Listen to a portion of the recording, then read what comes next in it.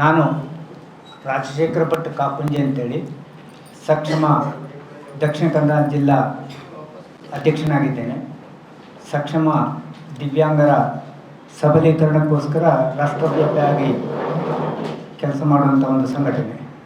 ಇವತ್ತು ನಮ್ಮೊಂದಿಗೆ ನಮ್ಮ ಉಪಾಧ್ಯಕ್ಷರಾದ ಗಣೇಶ್ ಭಟ್ ವಾರಣಾಸಿ ಅವರಿದ್ದಾರೆ. ನಮ್ಮ ಮಹಿಳಾ ಆಯಾಮದ ಮೆಂಬರ್ ಶ್ರೀಮತಿ ಗೀತಾ ಲಕ್ಷ್ಮೀಶ್ ಅವರಿದ್ದಾರೆ. ನಮ್ಮ ಜೊತೆ ಕಾರ್ಯದರ್ಶಿ ಭಾಸ್ಕರ್ ಹೊಸಮನೆಯವರಿದ್ದಾರೆ.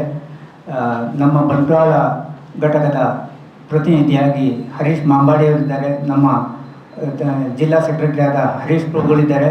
ಎಲ್ಲಕ್ಕಿಂತ ಮಿಗಿಲಾಗಿ ಇವತ್ತಿನ ಯಾವ ವಿಷಯದಲ್ಲಿ ಮಾತಾಡ್ತಾ ಇದ್ದೇವೋ ಆ ವಿಷಯದ ಪ್ರತಿನಿಧಿಯಾಗಿ ನಮ್ಮ ಜಿಲ್ಲಾ ದಿವ್ಯಾಂಗರ ಪ್ರತಿನಿಧಿಯಾಗಿ ಕುಮಾರಿ ಸುಧಾರತ್ನವರಿದ್ದಾರೆ. ಇವತ್ತು ನಾವು ಮಾತಾಡುವಂಥ ವಿಷಯ ಸಮಾಜದಲ್ಲಿ ಸುಮಾರು 4%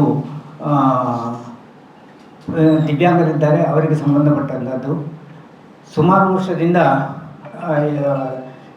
ನಮ್ಮ ಸರ್ಕಾರ ದಿವ್ಯಾಂಗರ ಸಬಲೀಕರಣಕ್ಕೋಸ್ಕರ ಮತ್ತು ದಿವ್ಯಾಂಗರ ಅವರ ಸಮರ್ಥ ಜೀವನಕ್ಕೋಸ್ಕರ ದಿವ್ಯಾಂಗ ಪೆನ್ಷನ್ ಅಂತೇಳಿ ಮಾಸಿಕ 1400, 1800, 2000 ಹೀಗೆ ಕೊಡ್ತಾ ಬಂದಿತ್ತು. ಈಗ ಏಪ್ರಿಲ್ನಿಂದ ನಮ್ಮ ರಾಜ್ಯ ಸರ್ಕಾರ ಬೇರೆ ಬೇರೆ ಕಾರಣಗಳನ್ನು ನೋಡಿ ಈ ಪಿಂಚಣಿಯನ್ನು ನಿಲ್ಲಿಸಿದೆ. ಅದರಲ್ಲಿ ಒಂದು ಕಾರಣ ಕೊಡ್ತಾ ಇರೋದು ಅವರ ಮನೆಯವರ ವರ್ಷದ ಆದಾಯ ಎಷ್ಟು ಅಂತೇಳಿ APL BPL ಕಾರ್ಡ್ ಅಂತ ನಾವೇನು ಹೇಳ್ತೀವಿ ಅದರ ಆಧಾರದಲ್ಲಿ ಈಗ ಪಿಂಚಣಿಯನ್ನು ನಿಲ್ಲಿಸಿದೆ. ಈಗ ತಾವು ತಿಳ್ಕೊಳ್ಬೇಕಾದ್ದು APL ಕಾರ್ಡ್ನವರಿಗೆ ದಿವ್ಯಾಂಗ ಪೆನ್ಷನ್ ಕೊಡ್ತಿಲ್ಲ. APL ಕಾರ್ಡ್ ಅಂತ ಹೇಳಿದರೆ ವಾರ್ಷಿಕ ಒಬ್ಬ ವ್ಯಕ್ತಿಯಾದ ಒಂದು ಕುಟುಂಬದ ಆದಾಯ 32,000ಕ್ಕಿಂತ ಜಾಸ್ತಿ ಇದ್ದವನಿಗೆ ದಿವ್ಯಾಂಗ ಪೆನ್ಷನ್ ಇಲ್ಲ. ವಾರ್ಷಿಕ 32,000 ಅಂತ ಹೇಳಿದರೆ ನೀವು ಆಲೋಚನೆ ಮಾಡ್ಬೋದು. ಇವತ್ತೇನು ಬರೀ ಒಂದು ಕೂಲಿ ಕಾರ್ಮಿಕನಿಗೂ ಕೂಡ ಅದಕ್ಕಿಂತ ಜಾಸ್ತಿ ಆದಾಯ ಇರುತ್ತೆ. ಅಷ್ಟು ಆದಾಯದಲ್ಲಿ ಒಂದು ಕುಟುಂಬ ನಡೆಸಲಿಕ್ಕೆ ಆಗೋದಿಲ್ಲ, ಅಥವಾ ದಿವ್ಯಾಂಗರಿದ್ದರೆ ಏನೂ ಮಾಡಲಿಕ್ಕೆ ಆಗೋದಿಲ್ಲ. ನಮ್ಮದು ಇವತ್ತು ರಾಜ್ಯ ಸರ್ಕಾರದಲ್ಲಿ ಅಥವಾ ನಿಮ್ಮ ಮೂಲಕ ನಾವು ರಾಜ್ಯ ಸರ್ಕಾರಕ್ಕೆ ಕೇಳಿಕೊಳ್ಳುವುದೇನಂತ ಹೇಳಿದರೆ, ಏಪ್ರಿಲ್ನಿಂದ ದಿವ್ಯಾಂಗರ ಪಿಂಚಣಿಯನ್ನು ನಿಲ್ಲಿಸಿದ್ದೀರಿ ಅದನ್ನು ಶುರು ಮಾಡಬೇಕು. ಮತ್ತು ಆದಾಯದ ಮೇಲೆ, ಕುಟುಂಬದ ಆದಾಯದ ಮೇಲೆ ಪಿಂಚಣಿಯನ್ನು ನಿರ್ಧಾರ ಮಾಡಬಾರ್ದು. ಅವರ ದಿವ್ಯಾಂಗತೆಯೇ ಒಂದು ಆಧಾರವಾಗಿ ಇರಬೇಕಷ್ಟೇ ಹೊರತು ಇದು ಅವರ ಕುಟುಂಬದ ಆದಾಯ ಅಲ್ಲ. APL BPL ಕಾರ್ಡ್ಗಂತೂ ಜೋಡಿಸಲೇಬಾರದು. ಇದು ಈಗ ನಮ್ಮೊಟ್ಟಿಗಿರೋ ಸುಧಾರತ್ನವರು ಇನ್ನೊಂದು ವಿಷಯ ಹೇಳಬೇಕಂತಂದರೆ 2014ರಲ್ಲಿ ಕರ್ನಾಟಕ ರಾಜ್ಯ ಸರ್ಕಾರ ಅವರಿಗೆ ದಿವ್ಯಾಂಗತೆ ಮೇಲೆ ಅವರಿಗೆ ರಾಜ್ಯ ಪ್ರಶಸ್ತಿ ಕೂಡ ಕೊಟ್ಟಿದೆ.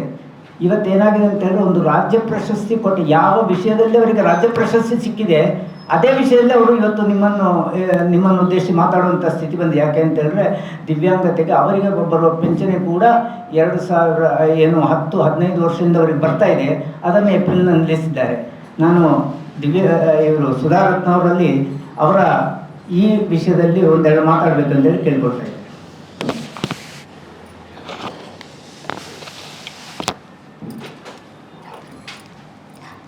ನನ್ನ ಹೆಸರು ಸುಧಾರತ್ನ. ನಾನು ದೈಹಿಕ ಅಂಗವಿಕಲೆ. ಅಂದರೆ ನನಗೆ ಇದು ಕಾಲಲ್ಲಿ ನಡೀಲಿಕ್ಕೆ ಆಗೋದಿಲ್ಲ, ಮತ್ತು ಕೈಯಲ್ಲಿ ಏನೂ ಕೆಲಸ ಮಾಡಲಿಕ್ಕೆ ಆಗೋದಿಲ್ಲ. ನನಗೆ 10 ವರ್ಷದಿಂದ ಸರ್ಕಾರದಿಂದ ಪಿಂಚಣಿ ಬರ್ತಾಯಿತ್ತು.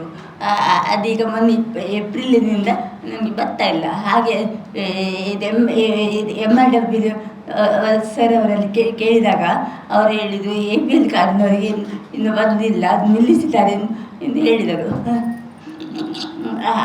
ಆದರೆ ನಮಗೆ ಮನೆಯಲ್ಲಿ APL ಇದ್ದರೆ ಕೂಡ ನಮಗೆ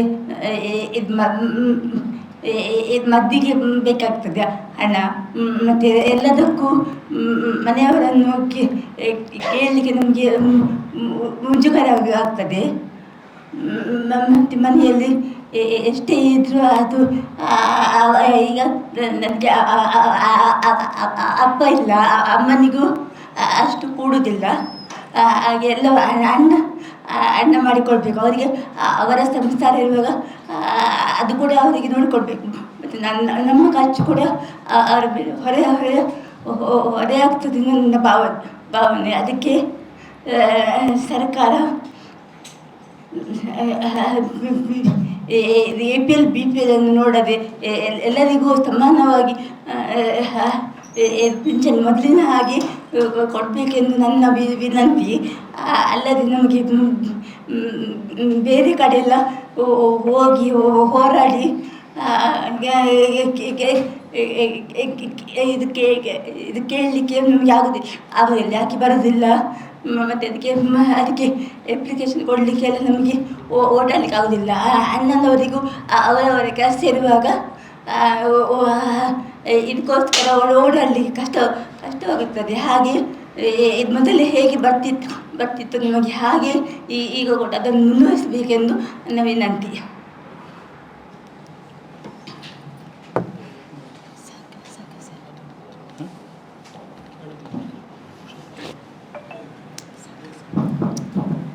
ಎಲ್ಲರಿಗೂ ನಮಸ್ಕಾರ.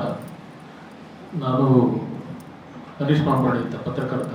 ನನ್ನ ಮಗಳು ಕೂಡ ದಿವ್ಯಾಂಗ ಆಗಿದ್ದಾಳೆ. ಅವಳು ಹುಟ್ಟಿದಾಗಲಿಂದಲೇ ಡಿಸೇಬಲ್ಡ್. ಸೊ ನಾನು ಕೂಡ ಪ್ಯಾರೆಂಟ್ ಆಗಿ ಇಲ್ಲಿ ಕೂತಿದ್ದೇನೆ, ಪತ್ರಕರ್ತ ಆಗಿ ಕೂತಿಲ್ಲ.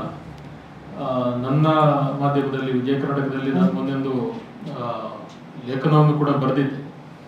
ವಿಷಯ ಏನಂತ ಹೇಳಿದರೆ, ನಾವು ನಮ್ಮ ಆದಾಯ ತೀರಾ ಅತಿ ಶ್ರೀಮಂತರು ನಾವು ಯಾರು ಇರುವುದಿಲ್ಲ. ನಮ್ಮ ಮಕ್ಕಳಿಗೆ ಯಾವುದಾದ್ರೂ ಒಂದು ಸಣ್ಣ ಸೌಲಭ್ಯ ಬೇಕು ಅಥವಾ ಏನಾದರೂ ಬೇಕು ಅಂತೇಳಿ ಆದರೆ ಸರ್ಕಾರದ ಯಾವುದು ಪೆನ್ಷನ್ ಏನು ಹೇಳ್ತಾರೆ ಅದನ್ನು ಕೊಟ್ಟರೆ ಅದು ನಮ್ಮ ನಿತ್ಯದ ಖರ್ಚಿಗೆಗಳಿಗೆ ಕೂಡ ಅದು ಉಪಕಾರ ಆಗ್ತದೆ. ಆದರೆ ನಾನು ಹೋಗಿ ಕೇಳಿದಾಗ ನಿಮ್ಮದು APL ಕಾರ್ಡ್ ಇದೆ, ನಿಮಗೆ ಆ ಸೌಲಭ್ಯನ ಕೊಡಲಿಕ್ಕೆ ಆಗುದಿಲ್ಲ ಅಂತ ಹೇಳಿ. ನಮ್ಮ ಡಿಮಾಂಡು ಇಷ್ಟೇ, ಏನಂತ ಹೇಳಿದರೆ ಸುಧಾರತ್ನ ಮೇಡಮ್ ಅವರು ಹೇಳಿದ ಹಾಗೆ ದಿವ್ಯಾಂಗರ ಇದನ್ನು ಯಾವುದು ಡಿಸೇಬಲ್ಡ್ ಒಂದು ಸಲ ಹುಟ್ಟಿದಾಗ ಡಿಸೇಬಲ್ಡ್ ಅಂತೇಳಿ ಆದರೆ ಮತ್ತೆ ಡಿಸೇಬಲ್ಡ್ ಪುನಃ ಅದಕ್ಕೆ ಪ್ರೂಫ್ ಕೊಡೋದಾಗಲಿ ಅಥವಾ ಇನ್ನು ಈಗಾಗಲೇ ಎಲ್ಲ ಡಿಸೇಬಿಲಿಟಿ ಇರುವ ಅವರ ಬಳಿ UDID ಕಾರ್ಡ್ ಇರ್ತದೆ. ಆ ಕಾರ್ಡ್ ಇರುವುದೇ ಒಂದು ಮಾನದಂಡ. ಅದನ್ನು ಪರಿಗಣಿಸಿ ಸರ್ಕಾರ ಏನು ನಮ್ಮ ಮೇಲೆ ನಮ್ಮ ಮಕ್ಕಳ ಮೇಲೆ ಅಥವಾ ದಿವ್ಯಾಂಗರ ಯಾರೆಲ್ಲ ಇದ್ದಾರೆ ಅವರ ಮೇಲೆ ಆ ವಿಷಯವನ್ನು ಪ್ರಮುಖವಾಗಿ ಟಾಪ್ ಪ್ರಯಾರಿಟಿ ಕೊಟ್ಟು ಅದಕ್ಕೆ ಪಿಂಚಣಿ ಕೊಡಬೇಕು ಮತ್ತು ಎಲ್ಲ ಸೌಲಭ್ಯಗಳನ್ನು ಕೊಡಲಿಕ್ಕೆ ಅದನ್ನು ಫಸ್ಟ್ ಪ್ರಯಾರಿಟಿ. ಈಗ ಗ್ಯಾರಂಟಿಗಳನ್ನು ಸರ್ಕಾರ ಕೊಡ್ತದೆ, ಬೇರೆ ಬೇರೆ ರೀತಿಯ ಗ್ಯಾರಂಟಿಗಳನ್ನು ಕೊಡ್ತದೆ. ಇದನ್ನು ಒಂದು ಗ್ಯಾರಂಟಿಯ ಟಾಪ್ ಗ್ಯಾರಂಟಿಯಾಗಿ ಪರಿಗಣಿಸಲಿ ಅಂತ ನನ್ನ ಮನವಿ. ವಿಶೇಷವಾಗಿ ಸರ್ಕಾರ ಈ ಕುರಿತು ಯಾವುದು ಈ ಬಜೆಟ್ ಅಧಿವೇಶನ ಕೂಡ ಆರಂಭ ಆಗಿದೆ.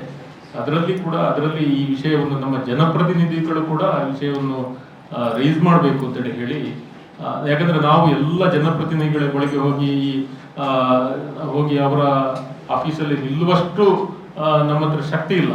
ಈ ಡಿಸೇಬಲ್ಡ್ ಯಾರೆಲ್ಲ ಇರ್ತಾರೆ ಅವರೆಲ್ಲರೂ ಹೋಗಿ, ಈಗ ಇವರು ದೈಹಿಕವಾಗಿ ಡಿಸೇಬಲ್ಡ್ ಆದರೆ, ಈಗ ನನ್ನ ಮಗಳು ಇಂಟೆಲೆಕ್ಚುವಲ್ ಡಿಸೇಬಲ್ಡ್, ಅವಳಿಗೆ ನಾವು ಎಲ್ಲವನ್ನೂ ಹೇಳಬೇಕು.